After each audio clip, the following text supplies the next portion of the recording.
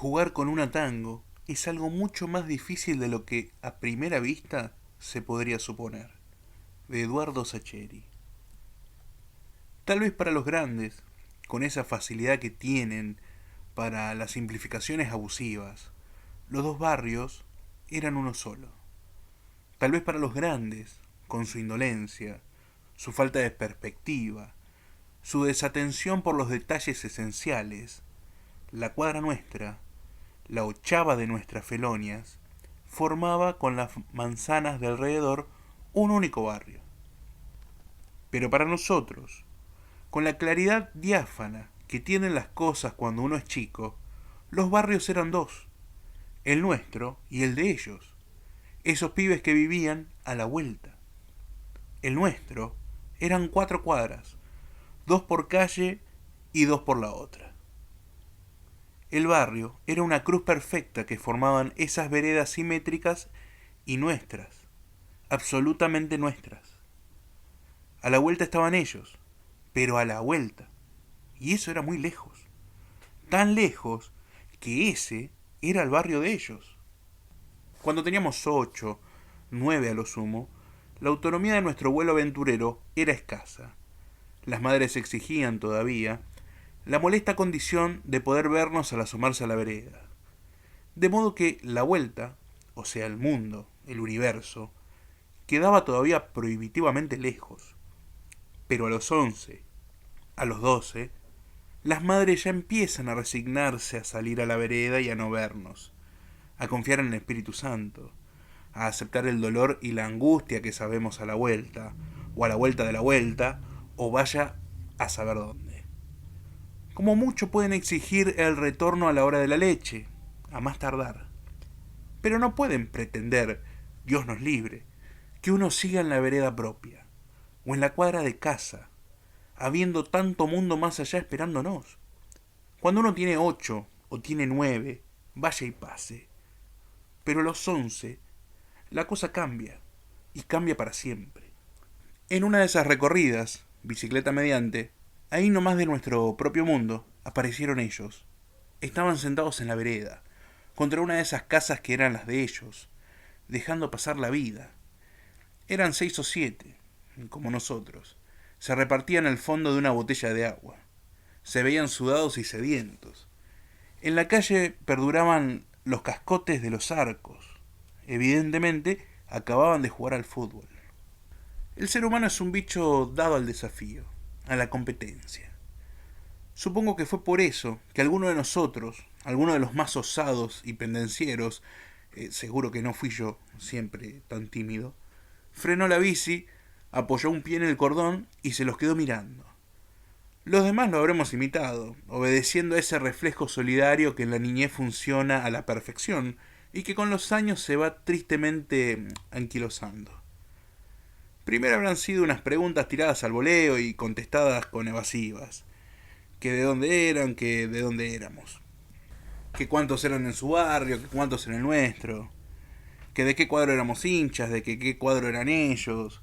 Que si sabían jugar, que si nosotros sabíamos. Después uno de ellos se habrá afunado de alguna victoria memorable contra otro barrio tan distante como terrible y misterioso.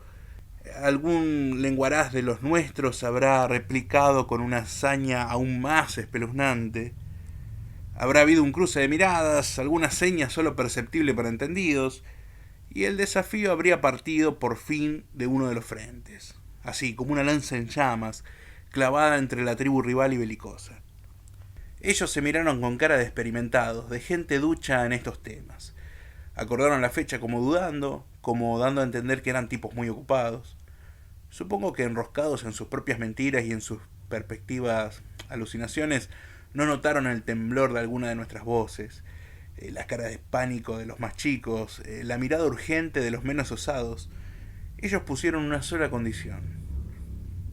Ponían la pelota y la cancha. Nosotros, pobres ingenuos, torpes incautos, aceptamos. El día fijado fuimos a pie. Uno no puede jugar un desafío y mirar cada 2 minutos la pila de bicis a ver si siguen donde uno las ha dejado. Las distracciones pueden ser fatales, tanto porque te roben una bici como porque te metan un gol estúpido. La primera sorpresa fue la cancha. Ellos nos esperaban en la vereda de la vez pasada, pero no tenían armados los arcos en la calle. Cuando preguntamos, señalaron con calculada indolencia el paredón legendario de la canchita de la calle Buchardo. Nos miramos azorados. Decir en nuestra niñez la canchita de Buchardo era como decir jugamos acá, en el Maracaná. O pasen, el desafío es en el estadio de Wembley. Era un baldío enorme, cerrado a la gilada por un paredón alto de ladrillo a la vista. El único acceso posible era a través del jardín del vecino que se entretenía en golpear el vidrio de su ventana en medio de agresivas gesticulaciones, las pocas veces que teníamos la valentía de pararnos siquiera a pispear un poco el asunto, porque esa cancha, que tenía arcos de madera y todo, y que tenía hasta manchones de pasto en las esquinas, la usaban los grandes, jamás los chicos. Uno de esos grandes, que jugaban los fines de semana, era ese celoso cancerbero que nos echaba las patadas. Lo que ignorábamos, y que descubrimos recién el día del desafío, era que el capitán de ellos era sobrino del terrible ogro de la casa contigua, y que los días de semana tenían libre acceso a ese estadio bellísimo. Caminamos la media cuadra dándonos valor con la mirada, ocultando celosamente que jamás en la vida habíamos jugado en una cancha en serio. Entramos al jardín del vecino, como quien atraviesa a ciegas un campo minado, esperando el terrible momento del estallido, de la cortina corrida, de los golpes furiosos en el vidrio, del rajen de acá moscosos del demonio. Pero nada pasó. O no estaba, o su sobrino lo había puesto sobre aviso. Saltamos por fin la pared por la parte más baja, íbamos cayendo con un ruido seco en la tierra prometida. Un ruido que jamás hube de olvidar. Y que supongo que los demás tampoco olvidaron. Un ruido que sonaba a misterio, a iniciación, a ultraje y aventura. El miedo nos volvía a ganar cuando los vimos abrir las bolsas que traían bajo el brazo. Eran botines. Los sacaron con gesto displicente, pero a sabienda de nuestro pasmo inevitable, porque nosotros, más allá de nuestras bravuconadas, éramos gente de jugar en el asfalto. Y uno en la calle juega en zapatillas. Y encima con zapatillas viejas, con esa flecha que mamá nos ha cedido para que las terminemos de deshilachar, de destruir y de enmugrecer en esas tareas inútiles. Esas que tienen la tela totalmente descosida de la puntera de goma. Esas con las que hay que tener cuidado de que no se salgan los dedos por el agujero cuando uno le pega la pelota. Y van estos tipos y sacan los botines negros relucientes con los tapones amenazantes, tan útiles para pegar de puntín como, obviamente, para arruinarle la pantorrilla a un pobre contrario indefenso. Yo, calentón como siempre, les hice notar que nosotros jugábamos todos en zapatillas y que con los botines iban a lastimarnos. Pero con cara de inocencia dijeron que nadie les había dicho nada y que ellos jugaban siempre así, como se juega de verdad.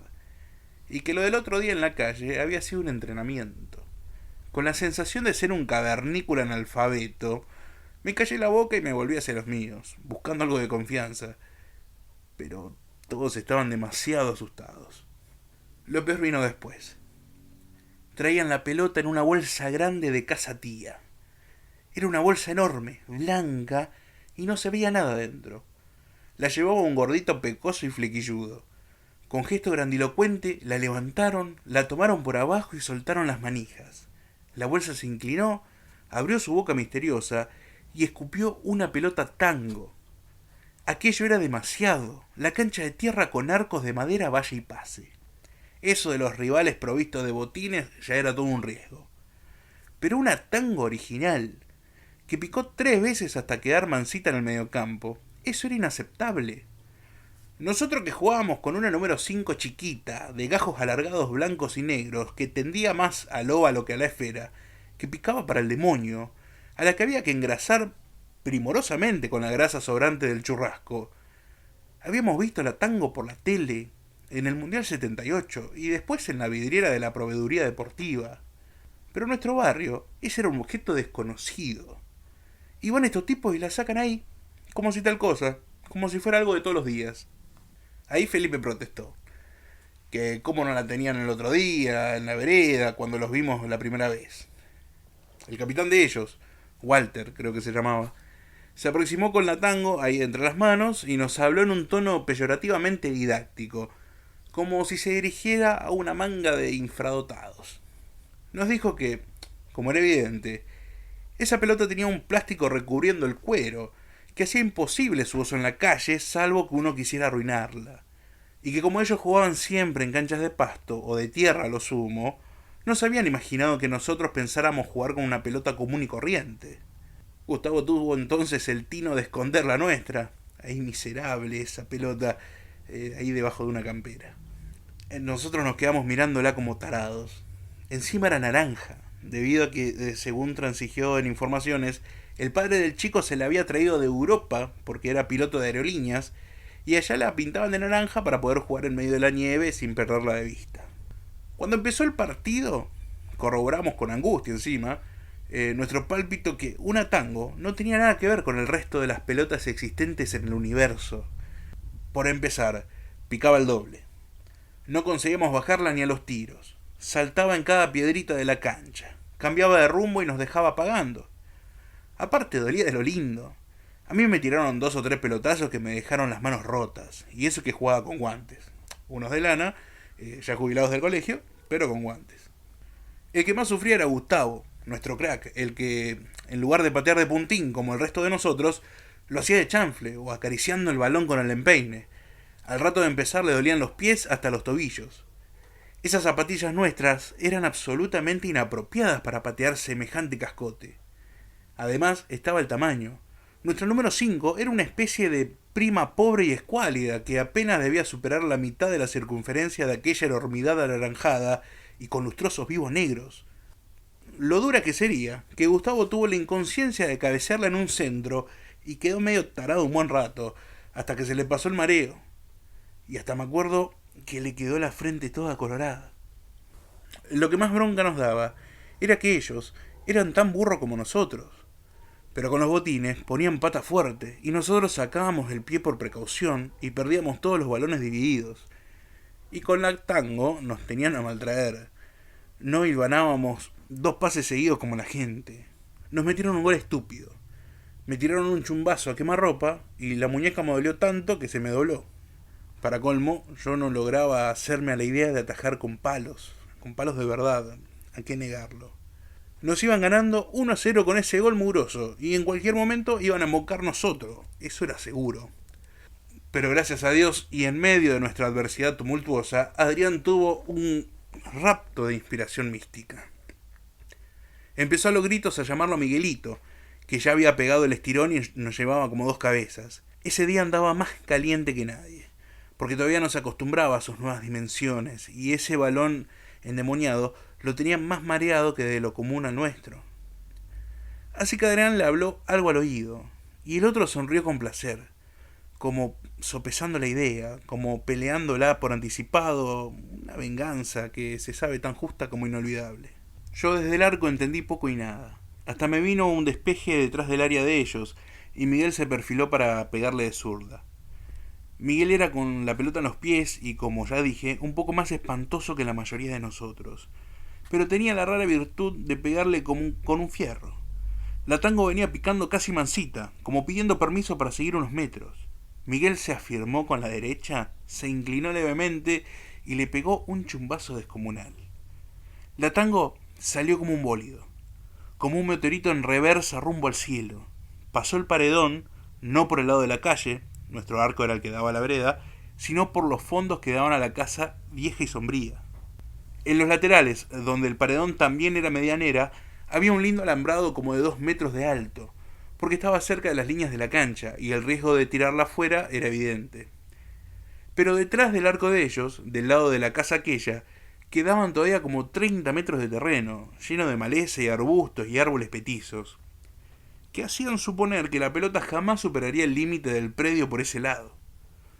De modo que cuando Miguelito le pegó ese chumbazo histórico a la tango, subió a los cielos, superó por amplio margen el travesaño de ellos, sobrevoló 2 limoneros aprestados y unas cañas de esas que nunca faltan en los baldíos, planeó sobre el yuyal y sobre la hiedra y se perdió en el misterio del más allá, con un ruido a chapas, mira, te digo, de lo más espeluznante. El dueño de la pelota, que aparte de ser un gordito paliducho y pecoso, nos había demostrado que de fútbol sabía lo que yo de astronomía. No pudo reprimir un grito de terror y los suyos se miraron consternados. Nosotros pusimos cara de compungidos, atravesamos con ellos el yuyal y hasta le hicimos pie para que se asomaran por encima de la tapia. No había caso. La pelota descansaba en un patio de lajas y el ruido a chapa se había producido cuando la tango había golpeado contra la puerta de hierro que desde la cocina daba a ese patio. Por suerte para nosotros, eran las 3 de la tarde. Tocarle el timbre a un extraño para pedirle una pelota es una tarea ardua y peligrosa a cualquier hora del día. Pero a la hora de la siesta es directamente concurrir por propia voluntad al patíbulo. Nosotros lo sabíamos y ellos también. El gordito, traslúcido, intentó despertar el espíritu de cuerpo de los suyos para que lo acompañaran, pero fue en vano. Contestaron en medio de evasivas que más tarde a lo mejor, pero que ahora en plena siesta ni mamados. Con cara de circunstancia, Alejandro declaró que era una lástima, una barbaridad, pero que íbamos a tener que seguir jugando con otra pelota. Ellos se miraron y asintieron. Dijeron que no tenían ninguna otra mano, y bueno, yo sabía que mentían porque había visto de refilón la azul y roja, linda también, con la que habían jugado el otro día en la calle, pero se ve que tenían miedo de que otra vez Miguelito, zapatazo de por medio, la colgara en un vuelo sideral de la misma especie. Y bueno, la enviara sin escalas a hacerle compañía a la tango anaranjada. Alejandro, como si hubiese recordado súbitamente, se golpeó la frente y dijo que nosotros teníamos una. Aclaró con un tono singular de franqueza que no tenía nada que ver con la que Miguelito acababa de colgar, pero que, bueno, a falta de una mejor. Ellos se apuraron a decirnos que sí. Alejandro mismo fue hasta detrás del arco y sacó nuestra pelota de abajo de la pila de camperas. Yo me acuerdo que nunca la vi tan linda, con sus gajos grises todos despintados, con el olor a rancio de la grasa cuidadosamente embadurnada, con ese par de protuberancias que la alejaban indefectiblemente de la esfericidad, con la marca indeleble de una virome azul en su lugar de la válvula, entre las costuras, hecha para evitar chambonadas trágicas a la hora de inflarla. Porque ahí la cosa era distinta. Todo era cuestión de pegar unos cuantos puntinazos bien al ras del piso, de modo tal que entre las piedras que encontraran en el camino y el azar de los tumbos ovalados, a cualquier arquero se le escaparían 2 o 3 de esas y a cobrar. Todo era cuestión de apretar los dientes y soportar a pie firme un par de taponazos a nuestra pantorrilla indefensa.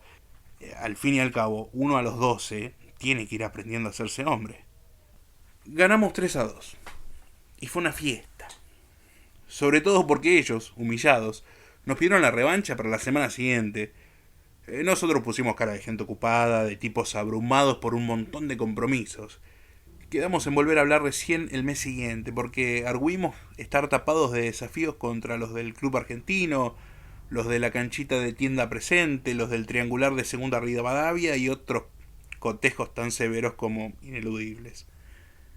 Después nos enteramos que recuperaron la tango, y de que lo hicieron a través de los buenos oficios que interpusieron 2 de los padres de ellos ante el anciano propietario de la Casa Sombría, tan venerable como remiso a las devoluciones.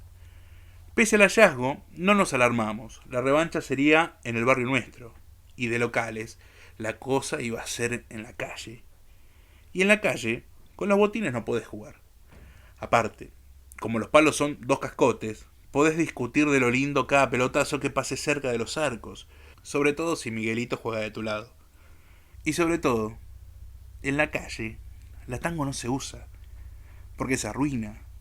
Se moja en los charcos de los cordones, se le despelleja el plastiquito y te la puede aplastar cualquier colectivo. Y nadie va a correr semejante riesgo, ni siquiera siendo un gordito platudo con un padre en aerolíneas. Porque una tango es muy linda y muy canchera, pero sale un ojo de la cara. Jugar con una tango es algo mucho más difícil de lo que a primera vista se podría suponer. De Eduardo Sacheri.